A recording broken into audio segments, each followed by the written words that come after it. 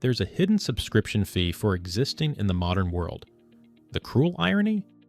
The less money you have, the higher that subscription fee becomes. We call it the poor tax. It isn't a government levy, and you won't find it on your payslip. It is the mathematical penalty for living with zero margin. Most people think poverty is just a lack of income. They think if you just worked harder or budgeted better, the math would work out. But that's a lie. Poverty isn't just a lack of money, it is a surplus of friction.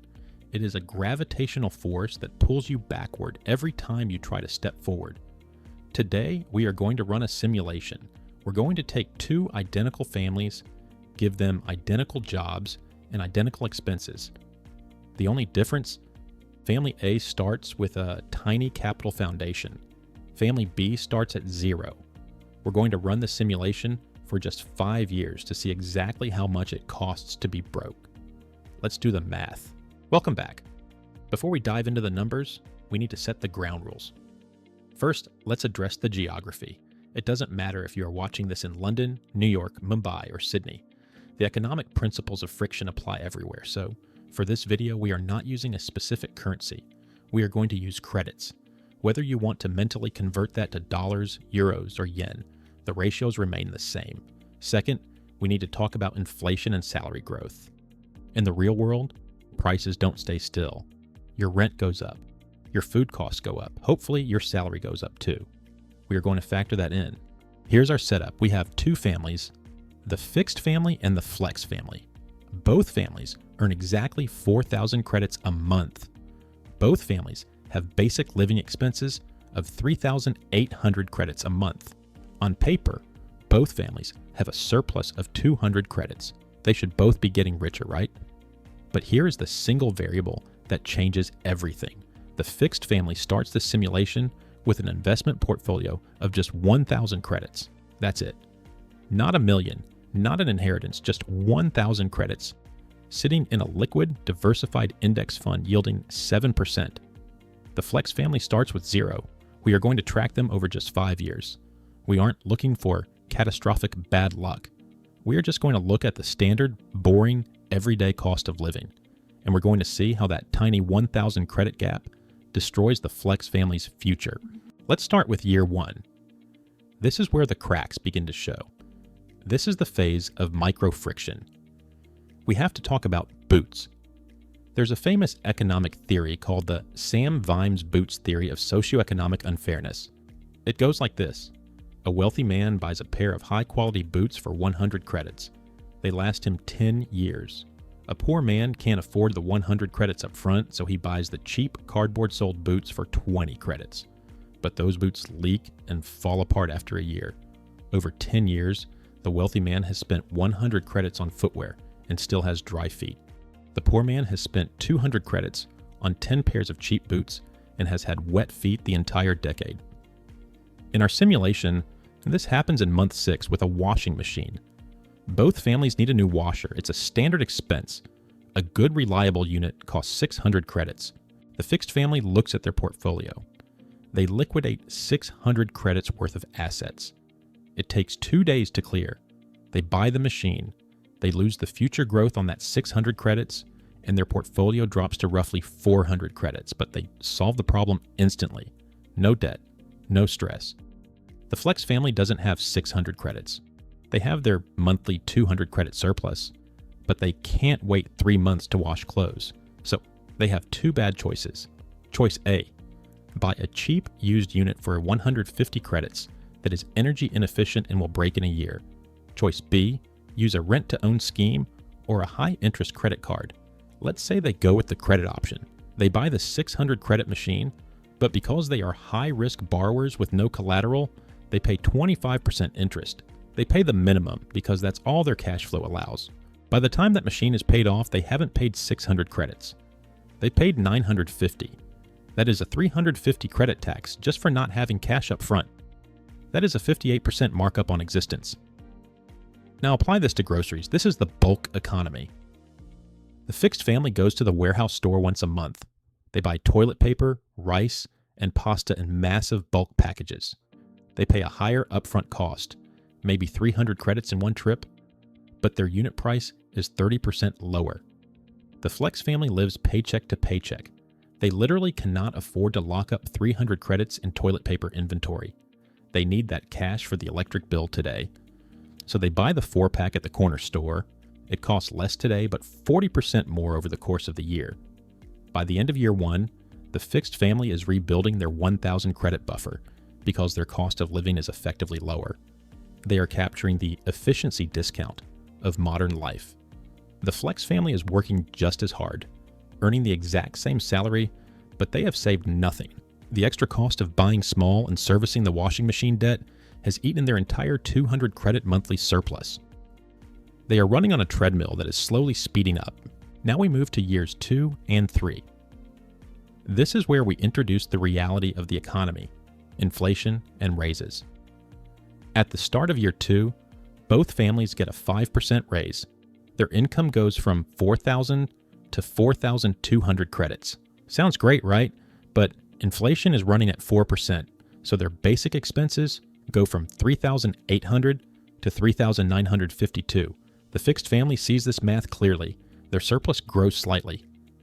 They take that extra income and shove it right back into their portfolio, which has now recovered to its original 1,000 credits, thanks to aggressive saving and market growth. The Flex family? That raises a mirage. Remember the washing machine debt? They are still paying that off. Plus, because they can't buy in bulk, their personal inflation rate isn't 4%. It's closer to 7% because they are buying premium-priced small goods. Their raise vanishes instantly into the cost of living. They are treading water. Then, in year 3, the car breaks down. A 1,200 credit repair bill. For the Fixed family, this is annoying. They check their portfolio. It's back up to roughly 1,400 credits. They sell the assets. They pay the mechanic. They are back to almost zero in their savings, but they have zero debt. Their life doesn't change. They don't lose sleep. For the Flex family, this is a catastrophe. They don't have 1,200 credits. Their credit cards are already utilized. The car sits in the driveway for 3 days while they scramble. Because the car is broken, the primary earner misses 2 days of work. That's lost income. Now they are short on rent. They pay the rent late. That's a late fee, let's say 50 credits. Let's pause and look at the math of a late fee. If you owe 1,000 credits and pay a 50 credit late fee for being 2 weeks late, you aren't just paying 50 credits. You are paying an annualized interest rate of over 100%. Being poor is expensive. They finally take out a payday loan or a high-interest personal loan to fix the car because they need to get to work. The interest rate is predatory. Let's call it 40% APR. Let's look at the math of that single month in year 3. Fixed family cost, 1,200 credits, plus lost opportunity cost on investment. Flex family cost, 1,200 for the repair, plus 200 in lost wages, plus 50 late fee plus 400 in future interest on the loan. Total, 1,850 credits. The Flex family just paid a 54% surcharge on bad luck. And it gets worse. Because they are now servicing this new debt, their monthly cash flow turns negative. They have to cut corners. They skip the oil change on the car to save 50 credits. They skip the dental checkup to save 100 credits. This is deferred maintenance. It looks like saving money, but it's actually borrowing from the future at a massive interest rate. We enter the final phase. Years 4 and 5. This is where the gap becomes a canyon. This is the opportunity tax. When you have no margin, you cannot afford to take risks. You cannot afford to upgrade yourself. In year 4, a certification course becomes available. It costs 1,500 credits, but it guarantees a promotion and a 10% salary bump. The Fixed family has been aggressive. Despite the car repair in year 3, they've used their bulk buying savings and their lack of debt payments to rebuild their portfolio to 1,500 credits. They pay for the course. It hurts to drain the account again, but they do it. 6 months later, they get the promotion. Their income jumps to 4,600 credits. They are now outpacing inflation significantly. The Flex family sees the same course. They know it would change their lives, but they are servicing the debt from the washing machine year 1 and the car year 3. They have zero liquidity. They can't borrow more because their credit score tanked when they paid rent late. They have to pass on the course. They stay in the same role. Their salary only adjusts for inflation. Now let's look at the bandwidth tax. The flex family is constantly juggling bills. Studies suggest this state of scarcity drops your effective IQ by up to 13 points. You aren't stupid. You are cognitively exhausted. The fixed family comes home and meal preps for the week because they have mental space. It's cheaper and healthier. The flex family comes home exhausted from the stress of survival. They grab convenience food. It costs 30% more and has lower nutritional value. By the end of year 5, the fixed family is seeing their portfolio compound. Their money is making babies, and those babies are making babies. The flex family is drowning in a cycle of paying for yesterday's problems. They aren't buying things for the future. They are paying for the past. Let's look at the final tally at the 5-year mark. Remember, the only difference was a starting balance of 1,000 credits. The fixed family. They avoided the poor tax on appliances and groceries. They handled the car emergency with cash. They bought the certification and got the raise. After 5 years, their portfolio is likely sitting around 8,000 to 10,000 credits. They are secure. The flex family, they paid the premium on every appliance.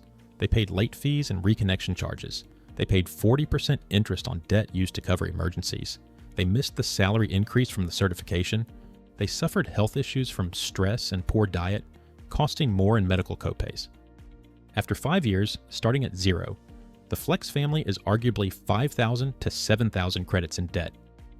They have worked the exact same number of hours. They have the same intelligence. They have the same work ethic. But the flex family paid a poor tax of roughly 400 credits every single month for 5 years. That is nearly 24,000 credits vanished into thin air, paid to banks, landlords, and convenience stores. The fixed family paid 0 poor tax. In fact, the system paid them for having money. So what is the point of this depressing math lesson? Is it to tell you that the system is rigged and you should just give up? No. The system is rigged, but giving up makes it more profitable for everyone but you. The point is to identify the enemy. The enemy isn't the latte you bought yesterday. The enemy is the lack of margin. The most expensive thing you can buy is 0. If you are currently in the position of the flex family, your only goal, your absolute singular obsession, must be to build that initial buffer. It is more important than paying off the mortgage, more important than optimizing your tax return. You need to stop the bleeding of the poor tax. That might mean doing something drastic to get that first 1,000 credits into a liquid investment account. Selling things, working a second gig temporarily, cutting lifestyle to the bone for 6 months, not because you want to live that way forever, but because you need to buy your way out of the friction zone. Once you have that foundation, that fixed position, you stop paying late fees, you stop buying cheap boots, you stop paying 40% interest on emergencies. You give your brain the bandwidth to make better decisions. And for those of you who are already the fixed family, understand this. When you see someone struggling, don't assume it's because they are bad at math. It's likely because they are paying a tax rate you can't even see. It's not charity to fix your finances.